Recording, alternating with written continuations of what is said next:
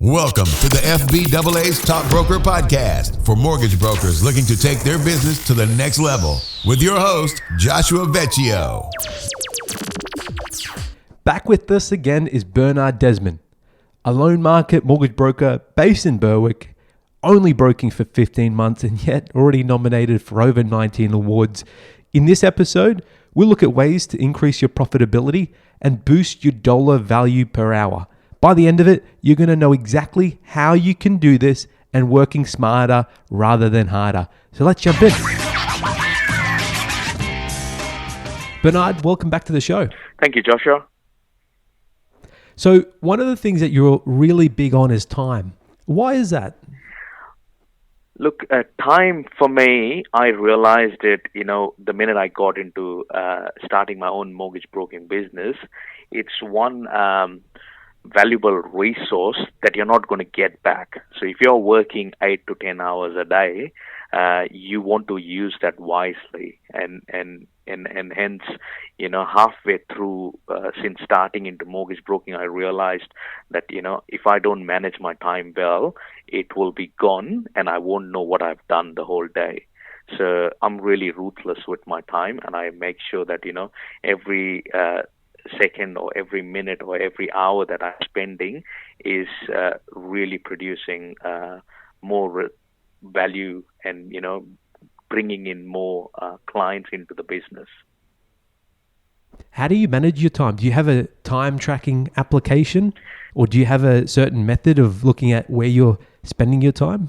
Look, it's a really great question. The light bulb moment for me was, how do I manage my time? When I started into mortgage broking, pretty much I was doing everything, right from, prospecting to data entry to sending in, doing pricing, all of that, right through, in my early days, when I was talking to a lot of experienced brokers, and I realized, how do these guys do all of this? And I figured, they just focus on what they're good at and they outsource everything else. And that's how so these days, my time's more spent on just customer facing one-on-one appointments and more around the strategy, and rest everything has been outsourced.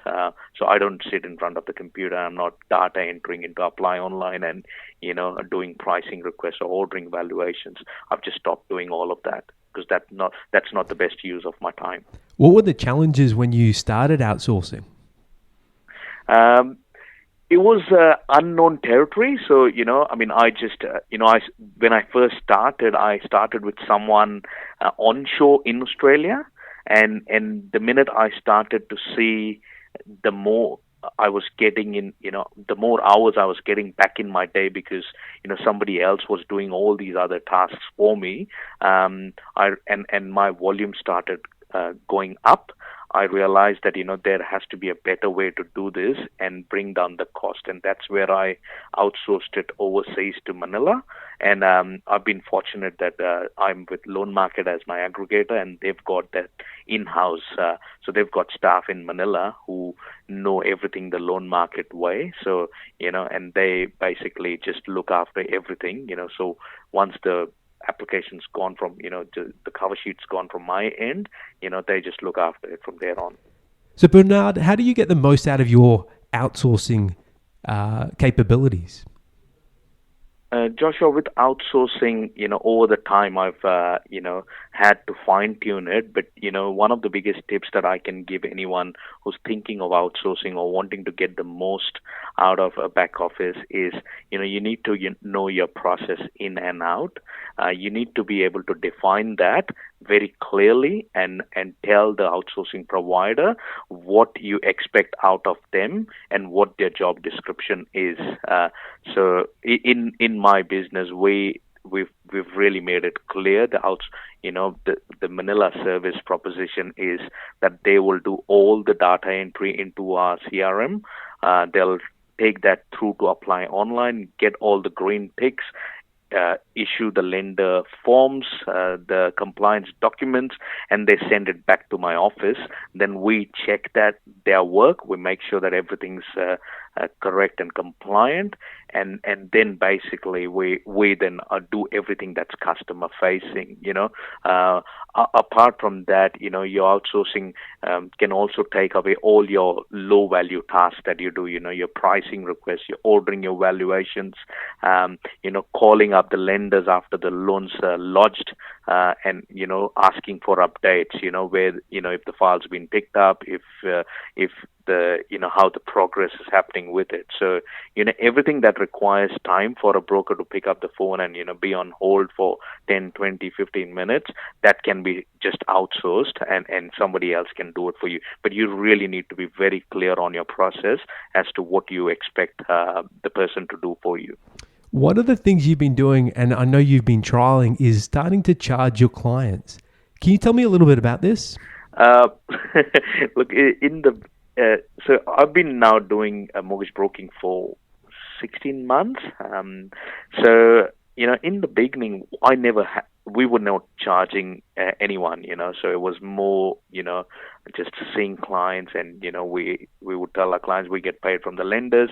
As I started with social media, and the more my name got out there, and we're getting a lot of online inquiries, and we started realizing that we're getting all these leads which are not coming in from they're not actually referrals coming in from our existing customers or referral partners. How do we qualify these clients and make sure that our time is well spent over here? So that's where we introduced this service fee model in the business, wherein we tell clients that in order for us to do anything or start the process or spend time on reviewing your application, we charge a $400 fee, and that's totally fully refundable once the loan is drawn down.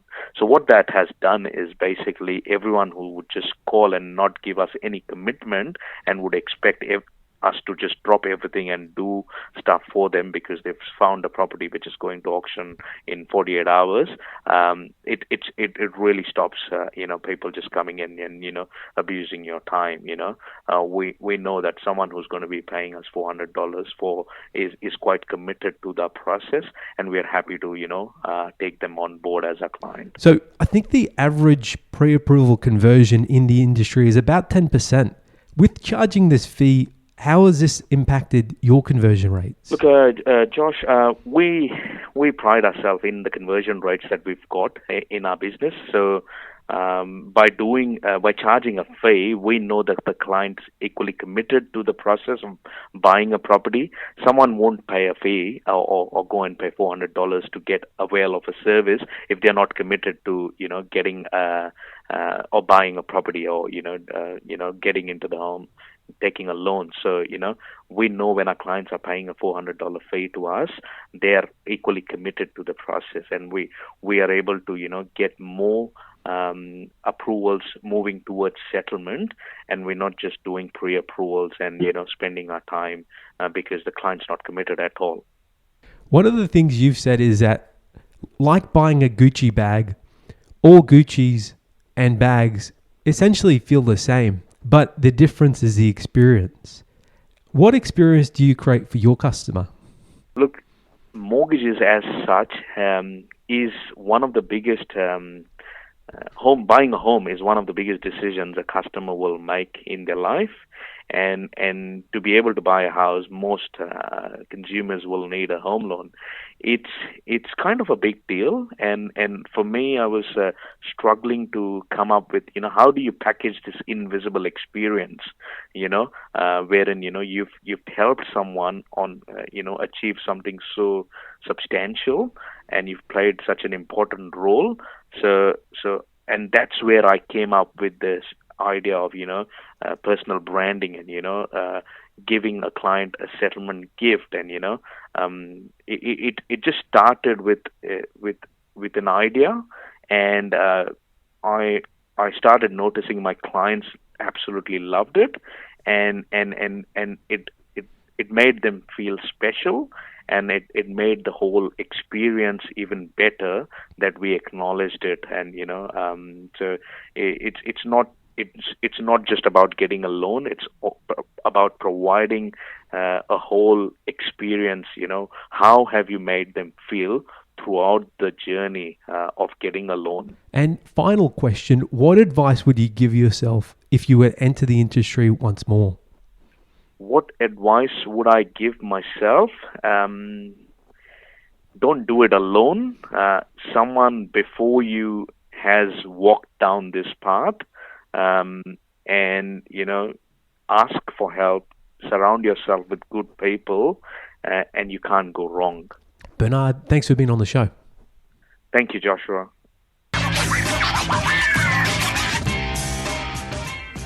My big 3 takeaways from this episode were: 1, don't do everything. Outsourcing what you're not good at and low dollar productive activities will increase your profit. 2, before you outsource, define your process in detail. And 3, charging a fee for service will create commitment and will safeguard your time. So these were my big 3 takeaways. What about you? We'd love to hear from you. Like us on Facebook, subscribe to our podcast, and visit us on our website, topbroker.com.au. Thank you, and see you next time.